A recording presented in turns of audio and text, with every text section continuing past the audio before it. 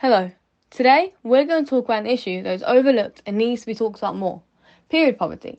Period poverty is when a person who menstruates can't afford to buy sanitary products. This prevents them from doing almost anything, from embarrassment and shame. So many people who menstruate suffer from this issue and it's rarely talked about. We've all met a person in period poverty and just don't know it, but I'm bringing it out of the shadows. 500 million menstruators across the globe lack the facilities they need to manage their periods. 65% of Kenyan women and girls cannot afford sanitary products, and 1 in 10 girls in sub-Saharan Africa miss school on their period, which equates to around 20% of the school year, furthering gender inequalities and affecting the rest of their lives. Can you imagine having to leave school and damaging your education based off something that can be controlled whilst in school? Can you imagine having to choose between sanitary products and food for your family? Can you imagine missing out on opportunities that your peers can achieve but you can't? It feels like it's an impossible situation. And I get it. You want to help, but you don't even know where to start. Everyone's been in that situation, including me, but it's not as overwhelming as you might think. And contrary to popular belief, low-income countries aren't the only places struggling. 50% of menstruators in the UK said they could not afford sanitary products.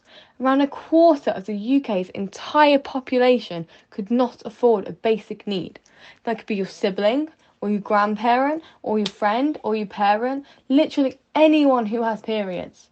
6% of parents in the UK also resorted to stealing so their children could stay in school. This level of desperation should never be necessary. This is without mentioning the stigma around periods that almost every menstruator faces. It's bad in the UK, but in Nepal, it's a tradition to send people on their periods into mud huts or sheds. Barely any supplies, sanitary products, or toiletries are left with them, and this can lead to a range of mental, psychological, and physical problems. Life for people in period poverty is hard, but here are the specific types of people who need our help. People who are refugees, homeless, have low incomes, and are students are the ones most suffering. Whilst they aren't the only ones in need, they are the ones who need help the most. Refugees can't always afford menstrual products and don't always have access to them either, and many resort to tearing strips off their clothes as makeshift pads. Homelessness increased by 15% in 2017, and 14% of that amount were women.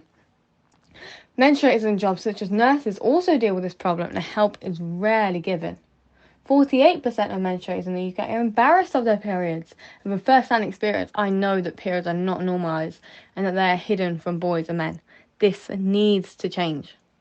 So, now you're aware, how can you help? Spread awareness, do your research, and donate if you can. It's that simple. The website Period Poverty, in connection to ActionAid, is a great place to learn the facts and help out financially if you can. Projects like period drives are also helpful. They give out free sanitary items to those in need. A great example of this would be the Brighton Period Project, a cause that aims to decrease the number of menstruators in period poverty by collecting and donating products to people in need through their period drives. I hope more of these drives will be opening and more menstruators can be helped across the globe. There's one message I want to make clear. Periods are not disgusting.